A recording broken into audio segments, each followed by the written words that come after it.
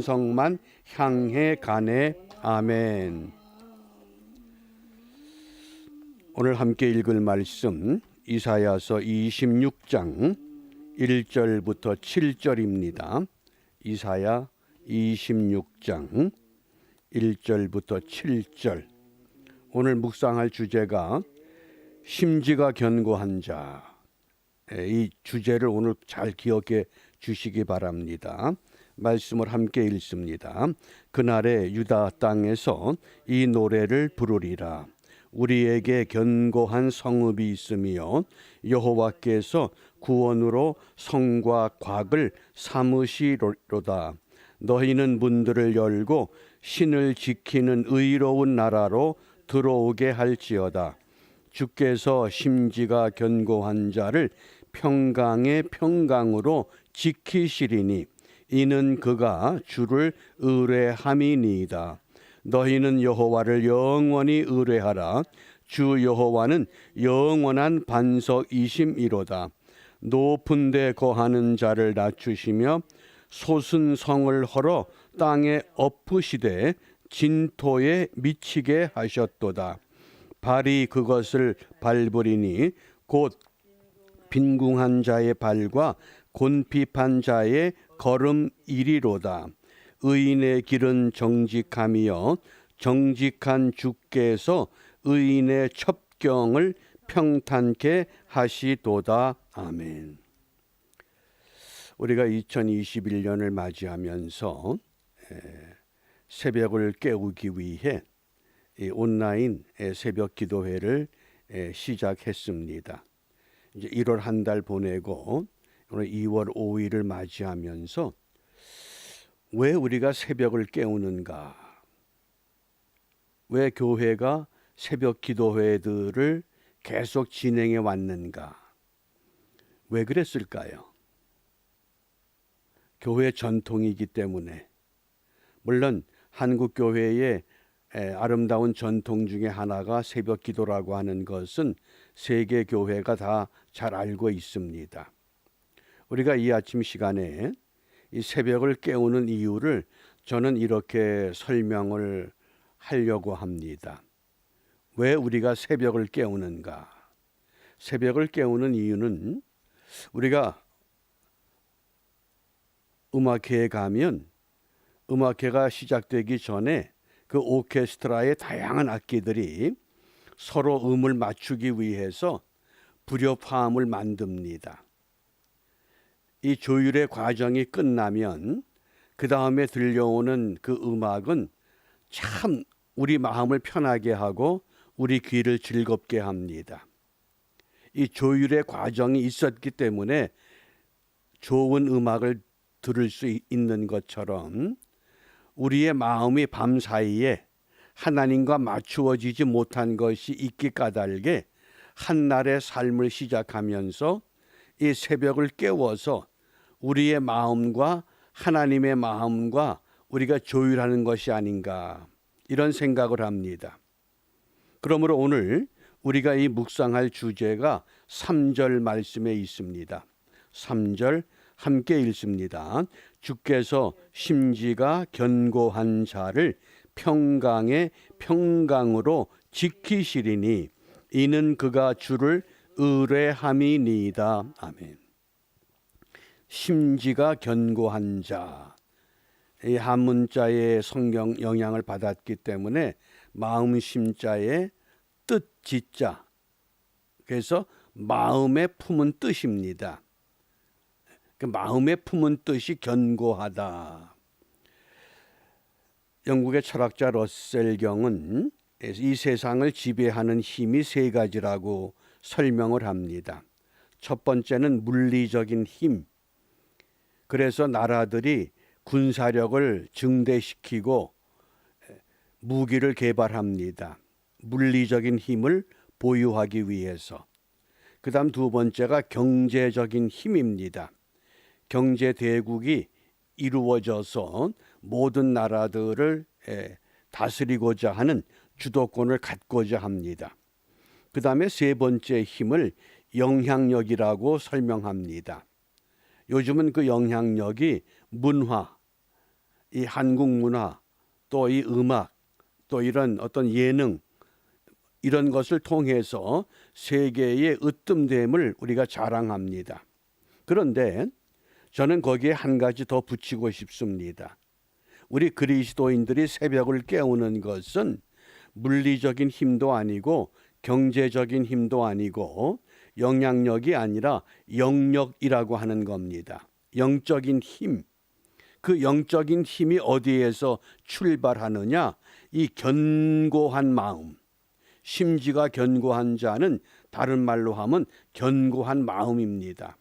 성경에 보면 이 견고한 단어가 사람의 마음보다는 주로 견고한 성, 견고한 집, 견고한 나라, 이렇게 사람보다는 어떤 외적인 것에 많이 사용됩니다.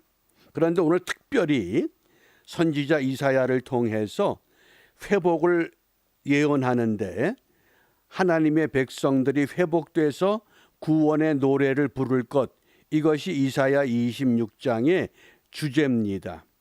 그러면 그 구원의 노래를 부를 수 있는 하나님의 백성들은 어떤 백성이냐? 심지가 견고한 사람, 심지가 견고한 백성.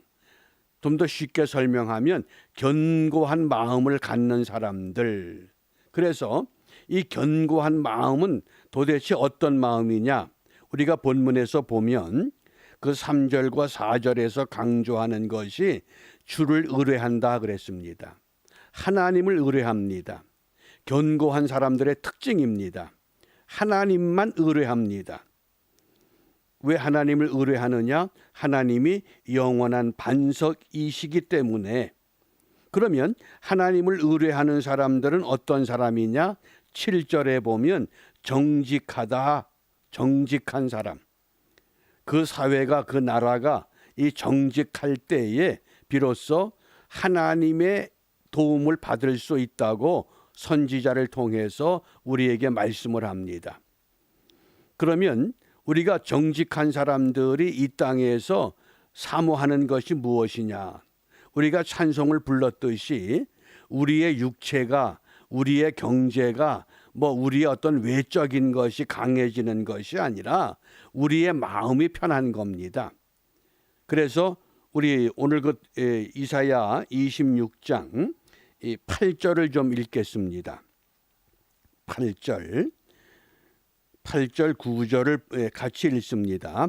여호와여, 주의 심판하시는 길에서 우리가 주를 기다려 싸우며 주의 이름 곧 주의 기념 이름을 우리 영혼이 사모하나이다. 영혼이 사모하나이다. 밤에 내 영혼이 주를 사모하여 싸운즉 내 중심이 주를 간절히 구하오니. 우리 육체나 우리의 어떤 다른 것이 주님을 사모하는 것이 아니라 영혼이 사모하는 겁니다. 그러면 영혼이 사모할 때에 가장 먼저 회복되는 것이 육체가 아니라 영혼이라고 하는 사실입니다. 그러므로 요한 사도는 영혼이 잘됨같이 영혼이 회복됨으로 인해서 모든 것이 형통하게 회복될 것을 오늘 우리에게 약속하신 겁니다. 그래서 우리가 시편 112편을 좀 찾아보겠습니다. 이 마음이 견고한 것에 대한 아주 정확한 말씀이 시편 112편에서 소개가 됩니다. 시편 112편 8절입니다. 시편 112편 8절 말씀. 이 심지가 견고한 자, 마음이 견고한 사람의 특징이 어떤 모습인가, 어떤 신앙인가를 우리가 살펴보기를 바랍니다. 시편 112편 8절 함께 읽습니다. 그 마음이 견고하여, 무엇이 견고하다고요? 그 마음이 견고하여 두려워 아니할 것이라. 이게 마음이 견고한 사람의 특징입니다. 두려움이 없습니다. 마음이 견고한 사람들은 절대 두려움이 없습니다. 환난이 오나 핍박이 오나 무슨 어려움이 오나 경제적인 그 극심한 고통이 오나 아무 문제가 없습니다. 왜? 두려워하지 않기 때문에. 왜 두려워하지 않느냐? 여호와 하나님만을 의뢰하기 때문에. 무엇이? 내 영혼이. 그러니까 목마른 사슴이 시냇물을 찾는 것처럼 내 영혼이 갈급해 주님을 찾는다고 하는 겁니다. 그래서 이 마음이 견고한 사람들의 특징이 몇 가지가 시편 112편에서 우리에게 말씀합니다. 그 첫 번째가 112편 1절입니다. 1절 함께 읽습니다. 할렐루야. 여호와를 경외하며 그 계명을 크게 즐거워하는 자는 복이 있도다. 하나님을 의뢰하기 때문에 하나님이 말씀하신 계명을 즐거워하는 겁니다. 이 계명을 즐거워한다는 것은 다른 말로 말하면 요한일서 5장 3절에 하나님을 사랑하는 것은 이것이니 우리가 그의 계명을 지키는 것이다. 계명을 즐거워하는 것은 계명을 지키는 겁니다. 어떻게? 즐겁게. 왜 즐겁습니까? 사랑하기 때문에. 사랑하기 때문에 즐겁습니다. 그 다음에 두 번째 특징이 있습니다. 마음이 견고한 사람들의 삶의 특징이 계명을 즐거워할 뿐만 아니라 112편 4절입니다. 4절 함께 읽습니다. 정직한 자에게는 흑암 중에 빛이 일어나나니. 아멘. 정직한 자. 정직하다고 하는 것은 목적을 향해서 흔들림이 없이 그 길을 꾸준히 걸어가는 것을 말합니다. 첫째는 계명을 즐거워합니다. 둘째는 정직합니다. 그 다음에 5절 말씀에 보면 은혜를 베푸는 자가 됩니다. 우리가 은혜는 주로 받는 것을 생각하는데 성경적인 은혜는 베푸는 게 은혜입니다. 왜냐하면 받는 것보다 주는 것이 복되다고 말씀하셨기 때문입니다. 내가 주다 보면 내 것이 다 바닥이 날 수가 있습니다. 그런데 위로부터 하나님이 계속 채워주시기 때문에 계속 줄 수 있습니다. 그게 은혜의 비결입니다. 받는 것으로 멈추는 것이 아니라 받은 것을 계속 공급하면 계속 채워집니다. 그래서 계명을 즐거워합니다. 정직합니다. 은혜를 베풉니다. 그 다음에 이제 7절에 보면 그는 흉한 소식을 두려워하지 않는다. 흉흉한 소식이 우리에게 들려올 수 있습니다. 그런데 절대 두려워하지 않습니다. 요즘 우리들에게 흉한 소식은 코로나 바이러스가 창궐하는데 백신을 맞아야 되는데 백신이 거기에 어떤 음모가 있다, 거기 어떤 계략이 있다, 별의별 소리가 다 들려옵니다. 그런데 그런 것에 우리가 요동하지 않습니다.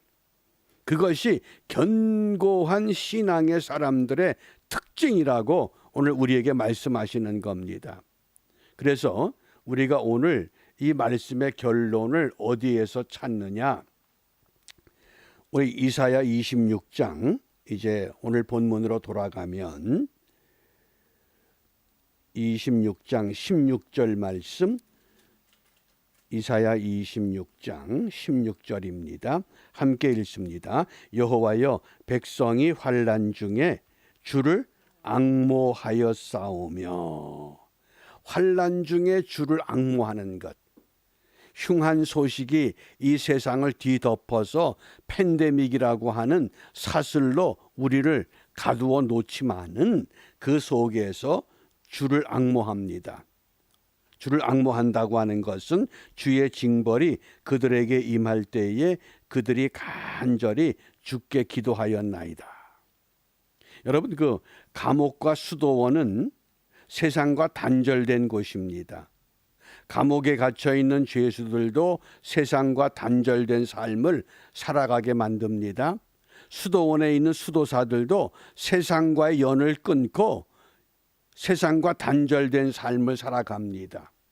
그런데 그 똑같이 단절된 공간이지만은 감옥에 있는 죄수들과 수도원에 있는 수도사들의 차이가 무엇일까요? 감옥에 있는 죄수들은 불평과 불만과 전부 누구를 탓합니다.